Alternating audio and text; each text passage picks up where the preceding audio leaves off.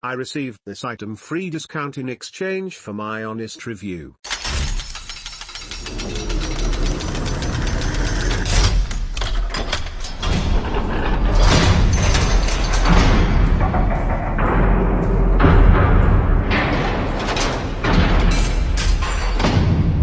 Everyone who has products on Amazon knows what this means.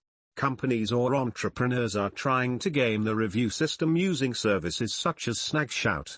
Of course, game is a subjective term, but from my point of view, which is rarely a consensus viewpoint, any reviews which contain this verbiage I potentially disqualify from my buying pool. Not just the review, but the product entirely. This practice is pretty much standard in the world of supplements. And I'm sure it works fabulously. But it doesn't work for me. Now I scan the reviews and look for this verbiage. If I find it, I'm less likely to buy the product. As soon as I see a product with a shit ton reviews followed up with "I received this item free in exchange for my honest review" or "I received this item at a discount in exchange for my honest review," I immediately have my BS meter sounded. More than likely I click next. I speculate this practice, which again, I'm sure is a profitable marketing tool, has a limited shelf life in terms of effectiveness and legality at Amazon. Just an FYI from a minority point of view, from the standpoint of a business owner who thinks the product is just as important as the marketing. When I see this phrase, I get the hint that your product just isn't good enough to warrant real reviews that don't need to be bribed by discounts or freebies. Feel free to discuss. I feel the same way. Bloggers or Ajahs or YouTubers etc. approach me all the time wanting a free sample to feature my product on their sites or profiles. I always tell them, yeah, sure, you can feature it, that would be great, but we're not giving out free samples. Feel free to buy our product and review it honestly if you feel like it, because I don't want to deal with this disclaimer shit that everybody puts on their blogs, profiles or videos. Makes me cringe every time I read or hear it on Amazon, IG, blogs etc. I think it devalues the product a lot just reading this one single line. So the result of me saying no to free samples for bloggers etc. I still get a ton of blog posts, reviews, referrals etc. because I have a great product doesn't mean that I'm not a fan of that particular marketing technique. Same for influencer marketing, which is similar with the disclaimer shit. I just find a way to do it under the radar. Definitely agree with this, and I feel like it's getting out of control. A friend of mine was contacted by an Amazon vendor a few months ago to see if he would be interested in reviewing a few of their products. He agreed and they sent him a few gadgets. They specifically state that in case he does not like the product, he should contact them first, let them know what the issue is, so they can fix it. They are very responsive, address the issues promptly and make changes as they see fit. Product quality is great as well. Yesterday he received another product, headphones, which are absolute shit, low quality plastic garbage with super bad sound. He told me he can't and won't review those as he would have to give 1 star. Then he told me to take a look at the listing. What do you see? Why? People are so afraid that vendors stop sending them free stuff that they review it 5 stars anyways. I've noticed that I've taken more time to research the authenticity of reviews than researching things about the actual product, and at least for me, it has hurt the credibility of the whole rating system massively. When I buy stuff on Amazon, I usually only read the 1 or 2 star reviews. I don't even look at the bullshit 5-star ones. There are 3 brand new competitors in my specific space on Amazon. All of them started within the last 8 to 9 months. All of them with hundreds of reviews. I've looked over those reviews and at least 90% of them have that disclaimer. Verified purchases without the disclaimer, 1 to 3 stars. I never used those types of services. Whenever I release a new product, I will go to my VIP customer email list. Offer a discount for them to purchase on Amazon. However, it's never 90 to 100% off. Usually only 30% off. I have done larger discounts though. avoided a product I was about to buy yesterday for this exact reason. As soon as you see the 20 product in return for product review spiel, I begin to question every single review on there. I mean, at low volume, fake reviews can easily take a 2.5 or 5 product which I remove from search to 4.5 or 5. Although I do think Amazon will have something up their sleeve with this issue, it is unfortunate the problem is driving more sales for them, thus most likely not making it top priority for them to fix. Maybe like 95% of people wouldn't even consider the power a review actually has social proof, rankings etc., and so wouldn't even suspect they would be abused. I can imagine that when more noise gets made about crud products with 4.5 or 5 ratings is when things will start to change. To explain further, I don't state in those VIP emails that the discount is in exchange for a review. What is most important to me when launching a new product is sales. Sales equals higher rankings, which equals more sales. So the discount is to spur sales, which gets higher rankings. I let my follow-up emails via Amazon request the reviews. My best-selling product is now in the 3rd position for its main keyword phrase, top 2 positions occupied by one of the oldest and least expensive brands on the market, beating out every single competitor with hundreds more reviews than me. I understand this completely. However, being in the fitness market personal trainer all 3 years and building it as personal training software for gyms and working in a GNC over 2 years, I can easily spot a shitty supplement by its list of ingredients a mile away.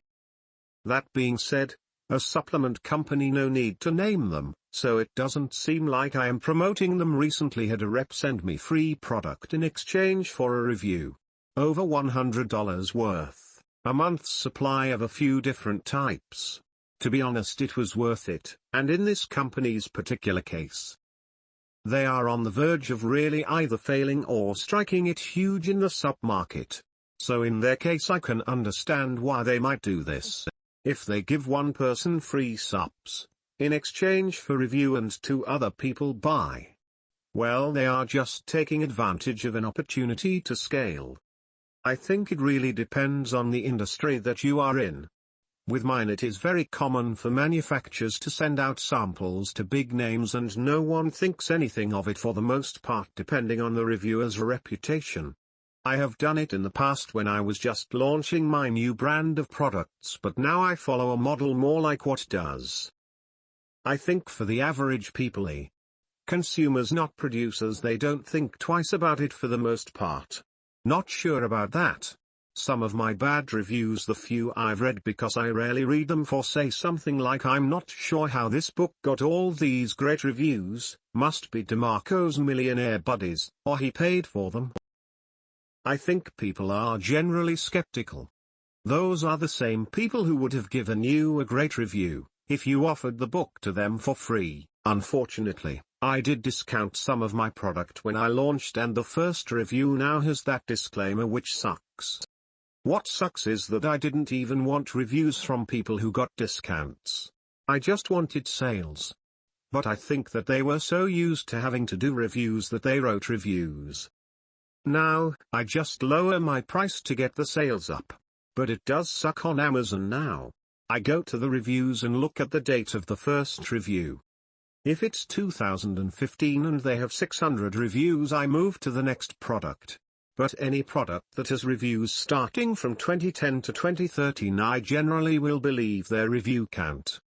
I sent a note on this to Amazon senior executives. Amazon senior executives don't give a shit about it. They endorse it. Some consumers are smarter. Most are not. Most will take the aggregate star rankings and 100+ reviews and call it good. I completely agree. And I actually do think Amazon will crack down on the review exchange practice in the near future.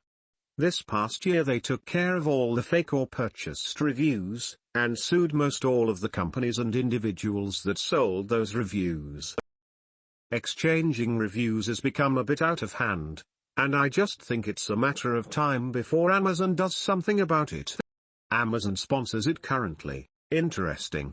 I guess the key difference is that purchased reviews came from people who never even used the product or didn't leave a disclaimer. Having that disclaimer at the end of your reviews could definitely turn some potential buyers off, so I guess it's a trade-off. It maybe helps with short-term success, but lowers your credibility and could affect the long-term success. You can find how many fake reviews an Amazon listing has here. I sell on Amazon and do not like the product review dance. IMO, it does skew what the consumer sees. The system is also damaging to the sellers. In the beginning I did trade discounted product for immediate reviews. It bit me in the ass. Most of my discounted product wound up on Flabé at higher, but discounted prices. Their sell prices were killing my brand and price structure. I spent many days fighting with eBay sellers and getting my products delisted. I still have one seller to knock off, but he is out of country and listing at much higher price. I tried Zonblast and that almost destroyed my product line. You can move 100s of product in seconds. It is used to boost Amazon ranking. Most of my blasted products were then used to beat me up. Again on eBay. I tried some FB review groups. Most of them are stay-at-home moms. Lots of girl drama. Conditions of sale to them do not allow for resale. However, I spent several days again getting the product off of eBay. The shortcuts may work for some, did not work for me. I am still growing and still learning, but I don't do the discount for review thing anymore. The best thing about these services is I find a lot of them have their reviewers post pictures with their review. How important the product images are obviously depends on the niche, but with housewares I often see the professional photos the listing has will look amazing. Then you see all the customer photos and it looks like garbage. I find it hard to immediately write off a product based on the sellers giving away units. But checking the product images and, as mentioned above, reading the negative reviews are my go-to next steps after noticing the disclaimer text. I think Amazon will eventually do something, but not yet. Once it starts affecting customers and they start complaining, then Amazon will start protecting their customers and marketplace. But in the short term I think they will be going after people who are selling the 200th listing of private label product. If anyone has ever listened to the podcast that teach people how to private label products or FB groups, you know that these people have no business acumen, and have to be held by the hand every step of the way and get depressed when things don't go right or need motivation to get up early and get to work. Once it gets oversaturated, we will see the short-term money chasers phase out, because you will need to actually be strategic besides outsource your copy, images and give discounts for reviews. There's no such thing as Amazon businesses because they lack control. Scale Amazon as a channel and use that free cash flow to build an e-commerce website asset. Going to have to agree with Vigilante here. Most consumers don't notice or care. If a competitor can give away 400 units of product, and can still be in the top 500 of his category 6 months later, despite 70% of his reviews having the disclaimer according to the fake spot link above, then clearly, it doesn't matter to most people. We notice, because we live in Amazon's world day in and day out. I'm unaware of any inorganic reviews for products of mine, but I don't see a problem with people giving away or heavily discounting their product in hopes of getting a review. It's not gaming the system, it's playing the game.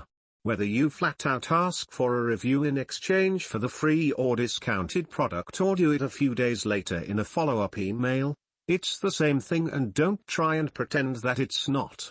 The end goal is to get favorable reviews for social proof. We are aware of the game being played because we sell shit. Would you discredit a 1, 2, 3, or 4-star review that was in exchange for an honest review? No matter what the review is, it isn't genuine because it's been bribed by a payment. Either the product was free or discounted. Once the element of reciprocity comes into play, the review is no longer an honest review. That said, it doesn't mean it is or isn't effective. There is a car repair YouTube channel called Chris Fix. He clearly states that he buys everything that he reviews with his own hard-earned money, and I think that is one reason why he has had a lot of success. People like getting a genuine review of a product. You're absolutely right. The overwhelming majority for reviews for such giveaways are 5 stars. I have one add-on cheapo product that I sell, that I wouldn't rate higher than 3 stars, and I got nothing but multi-paragraph 5 stars from the reviewers. The reviews are definitely skewed. You have to really mess it up bad, or have a totally crap product to get a 1 star out of those folks. For me it is kind of necessary to give away units in exchange for reviews. I don't have the option to email my Amazon customers asking for a review because that is not allowed in Germany. Also, I believe that most people tend to give a product review when they are unsatisfied. So even though my products are awesome, I think I would get more 1 to 3 star reviews than 4 to 5 stars in the long run. It is not allowed with any Amazon marketplace. When people say they email their customers, these are emails gotten from a previous launch or from their own e-commerce store. A simple, well-written follow-up email using a system like Feedbacks can alleviate this and have customers leaving reviews more often. You can also arbitrage some of the 1 to 3 star reviews and have your customers contact you directly to get a problem fixed instead of leaving a review. The problem is that I am not allowed to email anyone under any circumstance without their permission. Not even my e-commerce store customers. If I do, it could cost me a lot of money if one of my customers doesn't like it. German law, or primarily because they want more free products to review. If you noticed that a free viewer chronically left negative reviews, would you send them a product to review? Me neither. And they know that. And in general, people are happier with stuff they get for free, easier to overlook the flaws of a $100 freebie than a product you spend $100 on. It's really not up for debate the fact that free products generate more favorable reviews. This is a good strategy for Amazon because it makes more people the reviewers sign up for Prime. It's a great way to get new Amazon customers, those who want free stuff and have never ordered from Amazon. It gets customers writing reviews, spending more time on Amazon, etc. If I were on Amazon, I'd leave this in place too. I bet they have numbers on how many new people signed up just to buy heavily discounted products, and how much regular stuff these new people have bought afterwards. I bet it's super plus F. Interesting read. Notable, in 1 week in January, a reviewer named Andrea wrote up approximately 200 5-star opinions, including reviews for cases for at least 14 different phones. Out of curiosity, we looked at what else these users had reviewed, and every single one of them with a public profile appears to have spent an inordinate amount of time writing up their supposedly honest feelings about dozens of products a day. We looked at the list of reviews since January 1st for each of these users and found that they more than 400 reviews in just those few weeks. The fewest was around 100 reviews since January 1. While one user managed to somehow crank out approximately 950 reviews in a single month. Assuming 8 hours of sleep per day, that's nearly 2 reviews an hour for every single waking hour, every day of the week for 31 days. So what are these people reviewing? Apparently anything they can get at a deep discount in exchange for a review. This is a great topic, and one that is of interest to me as Amazon's seller. These reviews come into play strategically, however they are being used inappropriately by the unwashed masses of Amazon sellers jumping into the fray. When I initially started on this platform, my reviews were mostly organic, and being from Canada the friends and family option was of little use. It certainly was more difficult then, but in that era not too long ago having a massive number of reviews over your competitors was a major competitive advantage. Now of course, this is a moot point, and the effect on conversion between 100 to 500 reviews is not what it used to be. In the modern landscape and for most sellers, only 2 parties benefit from the mass giveaways, paid review services, and the reviewers receiving the discounted product. New sellers paying hundreds of dollars for these services and giving away hundreds of products are doing themselves no favors. Firstly, the A9 algorithm, Amazon's search algo, is giving significantly less weight to discounted sales in terms of sticking organic ranking. Super URLs are, essentially, dead. There has been no official announcement, but like Google a few years ago with SEO updates, Amazon is changing dials and levers behind the curtain, removing the efficacy of these grey hat strategies. These tactics worked 1 year ago and more, but they are not any longer, thankfully. If you go this route, you will be out thousands of dollars, hundreds of products, and be left with little effect on ranking. Most of the reviews are shitty, useless one-liners, and you furthermore risk trolls buying your products and hijacking your very own listing. The paid groups are swimming with these sharks now with your products. Don't support those paid services. I've used 3 different ones. I've used none. I've used my own list. I've tried numerous tactics. You are only taking resources out of your business and putting it in their pocket. Here is the strategy for launching a new product. Take the thousands of dollars in paid review service fees and product cogs you were planning to spend or give up, and get the best photos you can afford. You better have differentiated and customized as well, as this is the only way to win on Amazon going forward. Next, get 30 quality reviews. That is it, 30 detailed reviews, with as many images, videos and long thought-out discussion on the product you can. Ensure that seems genuine and not canned. Use some of the top reviewers' video or image online if need be. They do help a little with conversions based on my testing. Speaking of which, a new Amazon split testing service for those interested, I have yet to try. Quality over quantity.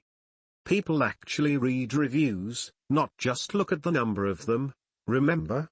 Once you get to this number of reviews, crank PPC like crazy. Don't focus on echoes, just get your ad showing for every relevant keyword. You need some reviews to seed the listing so people are more inclined to click the Amazon ad and give your listing a perusal. This is what will kick up your ranking, PPC. This is what the A9 is giving massive weight to now. What keyword results get clicked, and what converts. Run PPC at a loss. It is about getting ranking, not ROI on ad spend. It takes time. Remember, none of this will work if your Me Too product sucks, your images suck, and your offer sucks.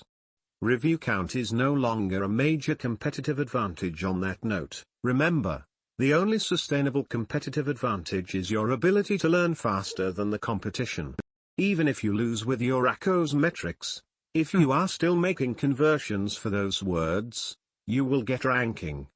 Of course, have your autoresponders set up with email sequence, website, list signups, email, etc., the usual things. Look, 200 shitty discounted one-line reviews do nothing.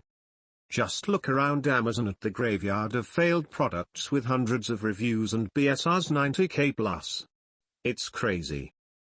Guys, remember, if it is so easy, pick prod cut, send to AMZ, get 200 reviews and bam, $50,000 or more, and everyone can do it. The party will not last. You are not building anything. There is no value creation, just product spam. Most of my products convert no better at 500 reviews than they did at 60 reviews. It's about having a compelling offer, with quality reviews. Check out, just put in the Amazon product and it will give you estimate of how many are fake reviews. What I find interesting in the article I posted above it, that it starts with a link to an example of a phone case with 11 reviews. I checked it and it only had 1 3-star review. Further down the article we read the following. The power of Fiverr and MTurk. I guess they didn't comprehend the part of the book that states, paraphrasing, just reading this book won't make you rich. I bought a case for a G3 on Amazon, and I had perhaps the most wonderful experience I have ever had in buying anything online. Opened it, and there were 2 things, damn sure I did. The product itself was exactly what I needed, nothing more or less. But the basic customer care of a simple note with my handwritten name and instructions was plenty enough for me to know they took even one extra ounce of effort into their funnel. I liked the buying experience more because of it. For a less than $10 item, 5-star there all day. Obviously, I'd be a lot more critical if I was buying something of much greater expense. Had it come a couple days later and in basic wrapping, I would have done nothing more than used the case and moved on. 100% agree from my perspective when I'm buying products for myself. The average consumer is as educated as you are though, MJ. Most people don't read that closely. The risk-reward ratio isn't balanced yet. Turn off a few educated buyers who read versus lots of reviews drastically increases conversions on Amazon. You don't have to follow the AMZ selling herd to be successful on Amazon. Here's proof below. I have a #1 new release in a very competitive category. Notice I only have one review. #number 4000 or #BSR, number 41 rank in my category. This launched on January 18th. I got my first review last Friday. I went 3 weeks without a single review and people were buying. No giveaways or discounted sales or PPC. No special launching, just list it and let it sell. Build your brand. I disagree with your high rewards statement. I agree with Dylan Bioface in that I'm not seeing a noticeable increase, let alone drastic, in conversions between 30 and 200. Bioface sells a product in a highly competitive space. Has only one review and has achieved the coveted #1 new release badge. Not picking on you here, just curious. Is this from your actual experience, or are you just restating what you've heard? Discounted sales definitely still count. Source: I did a giveaway in a medium competition niche last week, and ended up in #2 spot. Product was sold at 99 cents. In this case, I had all the reviewers manually search for my product, but I have friends who are still effectively using super URLs with success. Here's some further data on this.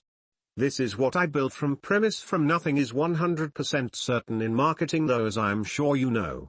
That article is 2 years old. Lots has changed. Disclosure: I saw the date and did not read the article. What is your personal experience? Fair question. And to be honest, much like SEO with Google, it is impossible to conclusively determine anything given the unending number of variables and not knowing the precise facts of the algo. Anyway, I launched 2 products with a super URL, giving away between 150 and 200 units, sell for $50 each. Same niche, very similar products. I saw minimal movement compared to previous launches where keywords spiked sky high quickly. It was not until I turned on PPC and some time passed that things started to really move. Was it PPC or was it the giveaway? What is the algo's delay? How important are past products, etc.? These were very expensive launches. Shortly thereafter, I launched 3 new products, with the previously described strategy: no service, no super URL, only a few, quality giveaways, quality reviews, direct linked, turned on PPC. Same niche, very competitive keywords for some, and within the same or shorter time frame was ranking up high. I saved $1,000s on the later launches. Other higher-end sellers have anecdotally noted the same thing, a weakening of the super URL and giveaways. Just watch, the algo will continue to correct for this gaming of the system. Cool, thanks for the insight from your personal experience. Zonblast and ViraLaunch both have proprietary URLs that are supposedly able to create unique IDs that work better than most super URLs. It's supposed to be akin to someone manually searching for the product. I haven't tried either personally. Good question. You may want to read the article. Are you saying that the algorithm Amazon uses doesn't take into effect reviews anymore in rankings? That would be entirely new to me if so. More importantly, let's talk consumer psychology and how buyers make decisions. Because this is equally if not more important. A basic tenet of human psychology is when in doubt look to see what other people are doing. It's a proven psychological principle. I initially learned this from books like Cashvertising. I've also tested this successfully in my own businesses. That's why testimonials and reviews work so well in advertisements and sales. Actually, I don't think that Amazon ever used the number of reviews as a measure of ranking. Where did you read that reviews influenced the search rank? Also, nowhere in this article did it mention Amazon. The article was citing reviews in general for e-commerce stores. I assume that we are still talking about reviews on the Amazon platform in this thread. I don't think they ever have either. Or if they do, it's a very small weighting in the overall ranking. I think the general consensus was reviews were needed to increase conversions through social proof. It mentions Amazon 5x in the article. Look specifically under the subhead. Yeah, true, it's definitely social proof, but from everything I've read, hash of reviews is one of the ranking factors in the A9 algorithm. What percent is it in the algorithm's ranking factor? That's what I'm not 100% certain on. Does anybody have clearer data on the percent breakdowns? Good news. No more incentivized reviews allowed. I bet the owners of the review services are shitting more bricks than the actual Amazon sellers using these services. Their income mirrors that of the Google Panda update to affiliate marketers in the past. Full-time income to zero in less than a day. Just another reason to maintain control of your business. I do not think many consumers look so deeply into reviews. All they see is a 4.5-star review and buy something. It is maybe the 5% that really pay attention to the bad reviews. Correct me if I am wrong. I guess when it comes to the bottom line, you would want to know the ratio of people that are aware of and turned off by the practice to those that aren't and are motivated to buy from these types of reviews. It's more for ranking your item higher. Like SEO, people click the ones at the top on the first page. Doesn't apply to books though. You can still send ARCS. These changes will apply to all product categories other than books, as Amazon has always allowed advance copies of books to be distributed, the retailer notes. Amazon also says it has other ideas about making Vine more useful in the future, but didn't go into detail. TechCrunch. So now that this policy has been eradicated by Amazon for some time, what's the verdict? Has it helped you? Made things easier? Harder? I haven't done much since the change in my own Amazon business, but I do know that all the major review sites basically changed their review policy to get in line with Amazon's T&Cs. I haven't spent much time looking into it, but it generally seems like they still do paid giveaways or discounts just like before, and simply told everyone in the review groups that they are not required to leave a review any longer, but that reviews are helpful and good things to do should they feel the desire to. They may or may not have also nixed the "I received this in exchange for a review," since it's no longer an actual requirement to receive the product at discount. Not sure on that though. I know one of the bigger guys in that space, I think it was Seller Labs, said they even went so far as to work with Amazon's policy team directly to come up with a solution that wouldn't get their users in trouble. In short, I don't really think it changed much in practice. May have scared away a lot of the smaller fish though.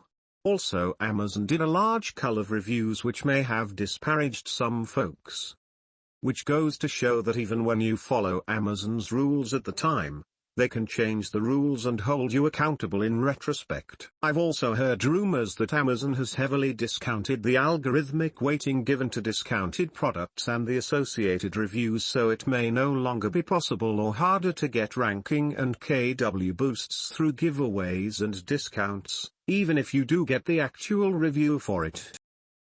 It's helped me. Flushed out all the crappy products that just had marketing dollars being pumped behind them and allowed mine to move to the top with hardly any marketing push and zero incentivized reviews. I like it better this way.